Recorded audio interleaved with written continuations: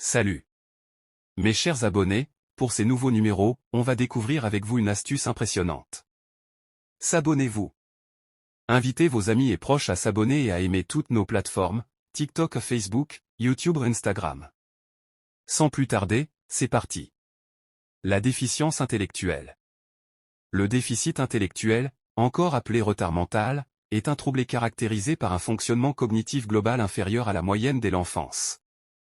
Dans la vie courante, le déficit intellectuel peut se manifester de différentes façons, selon sa sévérité. Il peut ainsi affecter les capacités relationnelles, l'apprentissage, l'autonomie, la socialisation, et le comportement. Les causes. Dans 50% de cas environ. On n'arrive pas malheureusement à déterminer l'origine d'un déficit intellectuel. Certaines situations peuvent cependant conduire à son émergence. 1. Facteur génétique. Certaines formes de retards mentaux sont liées à des anomalies chromosomiques ou à des mutations génétiques. C'est le cas du syndrome de Down caractérisé par la présence de tout ou partie du chromosome 21 en triple exemplaire. On parle de trisomie 21 lorsque le chromosome 21 entier est en 3 exemplaires, le syndrome de l'X fragile, ici on voit la mutation du gène FRMI situé sur le chromosome X. Le syndrome de Prader-Willi, ce dernier est lié à une anomalie d'une région du chromosome 15. Le syndrome de Williams-Beuren, ici on parle de microdélétion sur le chromosome 7. De troubles métaboliques héréditaires peuvent aussi déboucher sur des déficiences mentales, on peut citer par exemple la phénylcétonurie, un trouble du métabolisme apparaissant suite à des mutations des gènes particuliers. Enfin, certaines pathologies avec une composante génétique forte, comme l'autisme peuvent être associées à une déficience mentale. Pendant la grossesse. Des maladies contractées par la mère pendant le développement fœtal peuvent conduire à l'apparition d'un déficit intellectuel.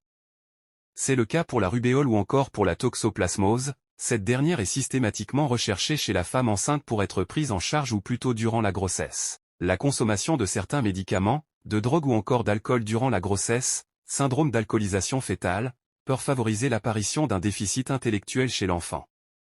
2. Traumatisme. Des traumatismes cérébraux peuvent engendrer des retards mentaux, l'hémorragie et manque d'oxygénation de certaines zones du cerveau lors de la naissance, mauvais traitement et carence de soins en période infantile. Quel est le retentissement des retards mentaux? On estime que 700 000 personnes en France sont touchées par handicap mental. La fréquence de quelques pathologies pouvant conduire à des retards mentaux montre le retentissement important de ce trouble. La trisomie 21 atteint un enfant sur 2000.